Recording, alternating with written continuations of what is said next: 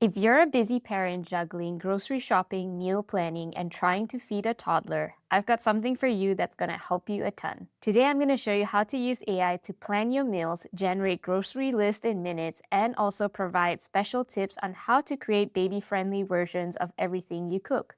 Let's dive in. So why AI?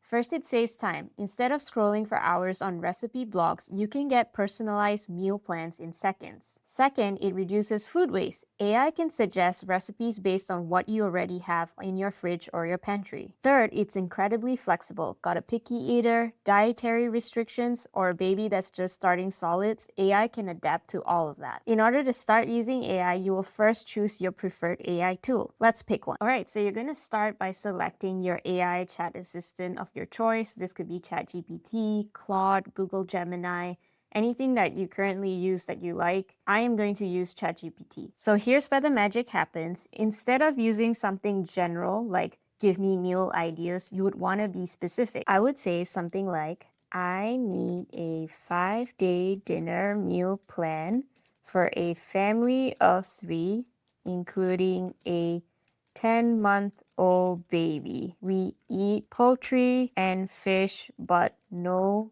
red meat. I have limited time on weeknights, 30 minutes max. Please include baby-friendly versions of each meal using soft textures and no added salt or honey. Also provide a complete grocery list that is organized by store section. All right, let's see what ChatGPT comes up with. So it confirms what your prompt was. And you can see here it says each meal includes regular adult meal and a baby-friendly version of that same meal. Here we have day 1, lemon herb salmon plus quinoa in steamed broccoli. What's nice is that it's divided by adults and babies, so it can show you how you can cook for the adults in your family and then also take the same meal and how to cater it to your baby. So in this case, we have pan-seared salmon with olive oil, lemon, garlic, and pepper,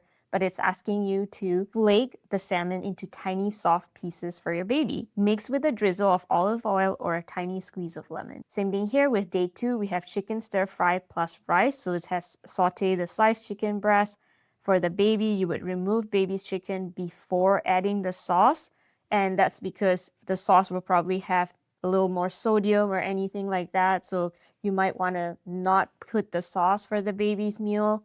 So ChatGPT gives you personalized instructions that can be very helpful in that sense. So this is really awesome. We have 5 completed dinners and also baby adaptations for each of the meals. And if we keep scrolling, you'll see the grocery list for all those 5 meals, and they're organized by store section. So we have produce, protein, dairy, grains, and pasta and pantry. And this helps with not needing to walk up and down the grocery store to different sections. You can collectively get what you need by section and save time in that sense. Now, going back to the recipes, when you're meal planning with AI for a kid, there are a few things that you want to keep in mind for your prompts. First things first, age matters. What a 6-month-old might be eating can have completely different textures from what a 12-month-old would eat. So make sure you always specify your baby's age. Second is allergen awareness. Ask AI to flag any kind of common allergens that are in the meals and to help you introduce them safely using your pediatrician's guidance. Third, make sure to point out no-go ingredients. For example, if your child is younger than 1, they should not take honey. And you might also want to specify no added sugar, no added salts, or choking hazards like whole grapes. Number 4 is provide texture guidance. Make sure to use terms like soft, mashable, or using finger foods depending on your baby's age. One power tip is that you can ask AI to create deconstructed versions of family meals. For example, instead of a loaded taco, your baby could have ground turkey, diced tomatoes, shredded cheese, and mashed beans. They're all the same ingredients that you would eat, just baby safe. And now going down to the grocery list again. So let's say you go to the grocery store 2 to 3 times a week. You could ask ChatGPT to divide up the grocery list by day. So for example, if you're going on Sunday and the next time you'll go is Wednesday,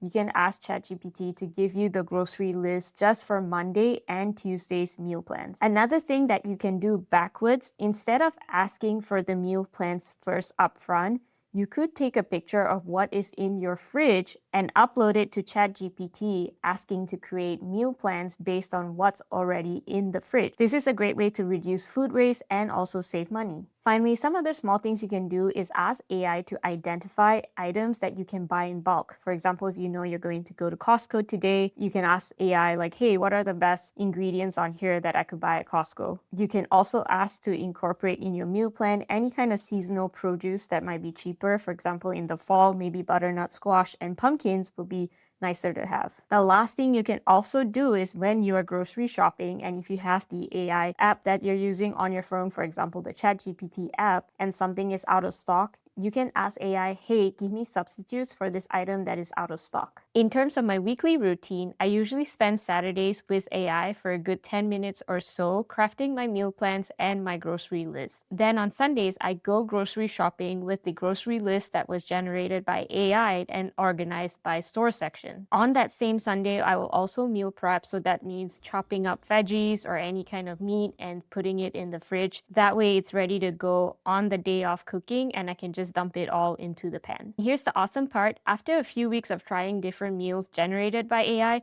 you can go back to ask variations of meals that you loved or to avoid certain meals that your family just didn't like. AI can learn your preferences as you give it feedback. For example, you can say, give me 5 more meal ideas similar to the salmon that we loved on day 5, but using different veggies. A few more bonus ideas, you can also ask AI to create baby puree combinations that you can cook in bulk and freeze. You can also request age-appropriate snacks for days that you're really busy. You can also scale recipes for the days that you do have visitors. All you have to do is ask AI to scale the recipe up or down with the number of servings. In terms of nutrition, AI also has you covered there. For example, let's say your 1-year-old has just been diagnosed with low iron levels. You can ask for iron-rich recipes that you can incorporate throughout the week. Finally, let's say you have leftovers from all the meals throughout the week. You can provide AI a list of those leftovers and ask for creative ways to use them. That way, you're not eating the same thing over and over again. And that's it. Using AI for meal planning has gotta be one of the biggest parenting hacks that I've discovered.